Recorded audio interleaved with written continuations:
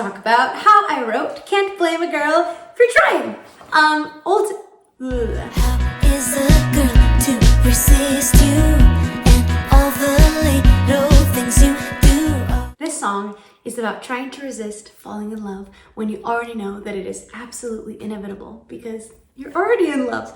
And this entire song to me feels like standing on the shore, looking out into the ocean and seeing this massive ocean wave coming towards you. And it starts very subtle, very intimate, and you almost think that it's going to be a piano ballad because it's all layered piano when I was producing it, a bunch of layered piano tracks. But then it evolves and it grows, and like this wave crashing towards us, like you're there on the shore and you know it's going to crash into you, you know that it's coming, and yet you still keep convincing yourself that it's not going to happen. And to me, the ocean wave is an analogy for falling in love. There's no way for you to resist it. You can't, it's inescapable. And yet you're trying to find ways to get out of it, but you can't. You're already in love, baby. Verse 1.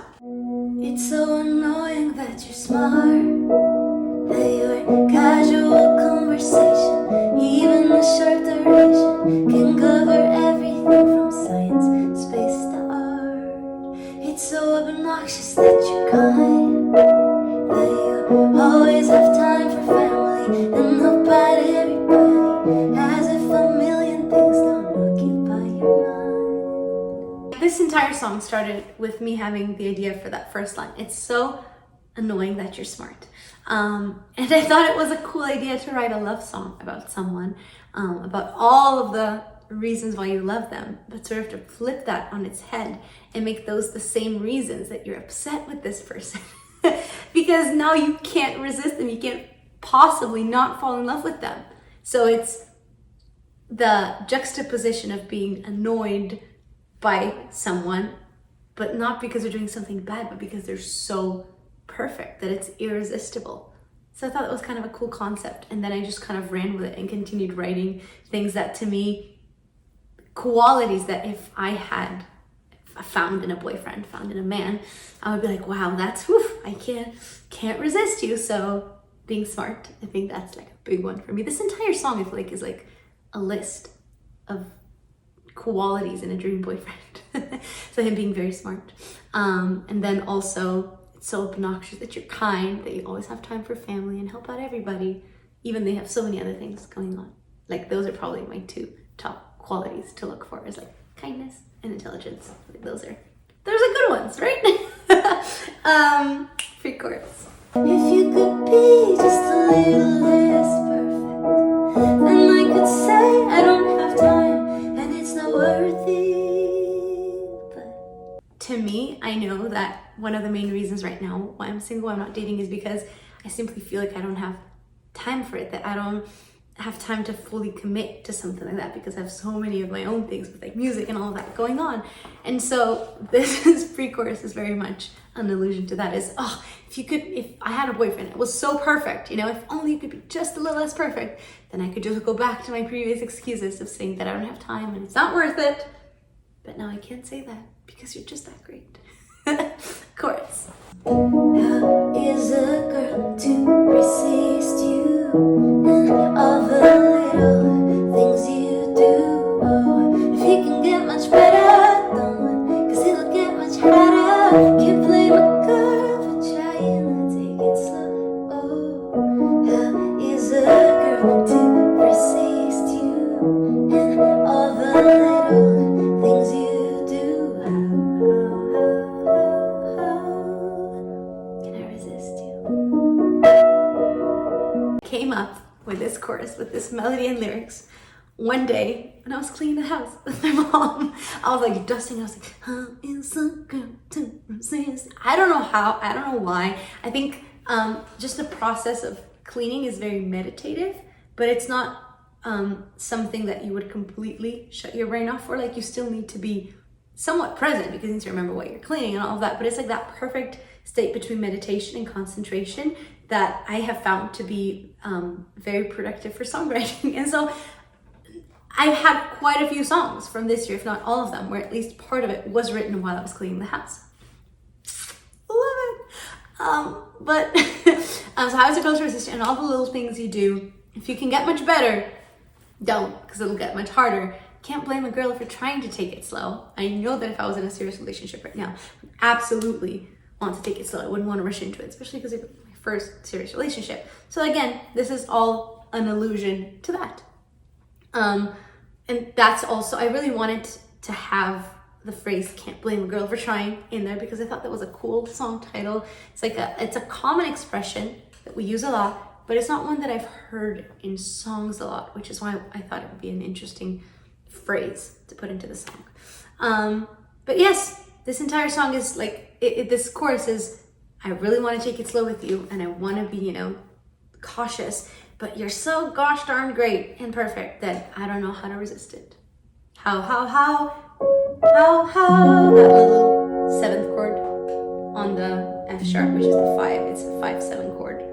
Can I resist you? And I wanted that to be a spoken line because I think it goes from this very big layered chorus into this very intimate, like, oh, how can I do it? Very personal. Which I thought was kind of a cool difference. Verse 2. It's maddening that you make me smile, even at times when no one else can. When I get overwhelmed, I want the world to fade away just for a while. Over the top, they're so cute. And then if you and David stood there, both side by side, I bet that oh, Michelangelo would be surely carving you. So I wanted to continue the theme in the verse where I list things that I really like about this imaginary boyfriend, but again, turn it on its head and present it as things that annoy me about him, because it's all these great qualities that make it impossible for me to ignore him and not be with him. You get comfortable with it when he's around. You're so comfortable with him that even when everything else is annoying you about the world, he can still make you smile. And then the other one, I wanted it to have something, I like the word over the top, that you're so cute. And I was, since the first verse mentions that he is so good at having conversations about science, space to art, I was like, oh, it'd be cool if we had some sort of a comparison to beauty or to, physically good, being physically good looking, an example from art, because the art world is mentioned in that first verse. And I was like, oh, what is like a standard of beauty or something that's famous for being, physically beautiful in the art world? I was like, oh, of course, Michelangelo's David. And I thought it'd be kind of funny to make to tell him that it's cute, but say it through the lens of, Michelangelo having David. Wait, technically this was the David is from David and Goliath, but whatever. Have David and this man, imaginary boyfriend, standing side by side. And even when he's compared to David, aka the current, standard of male beauty, Michelangelo will still choose to carve you out of stone, not David. I thought it was kind of cute and funny, and harkens back the line from the first verse where he talks about the fact that he knows a lot about art. And if you compare him to Michelangelo's David, you're like, oh, of course he's gonna get that, because he's smart, because he can have conversations about that. Post/bridge, I'm not really sure what to call that. Let's call it bridge. Just tell me how to do it. Just tell me how to do it. Just tell me how to do it. Do it, do it, do it, then I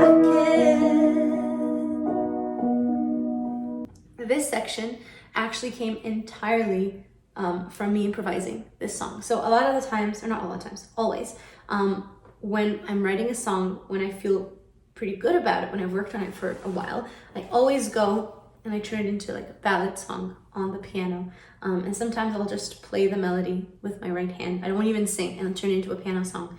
And then I'll also always strip it down and sing with it, because I want to make sure that when all of the production elements are stripped away from it, does the song still stand on its own? Is it still a good piece of songwriting, or is it the production that makes it sound cool? So I always want to make sure that the songs that I put out can stand on their own as, just like a acoustic piece with a piano or guitar, whatever. For me, it's piano because I play the piano, but to just be, it's very core that it's still a good song. And so when I was doing this, when I was finishing up the second chorus, I got really into it, and I was like, just tell me how I'll do it. I was like improvising on it.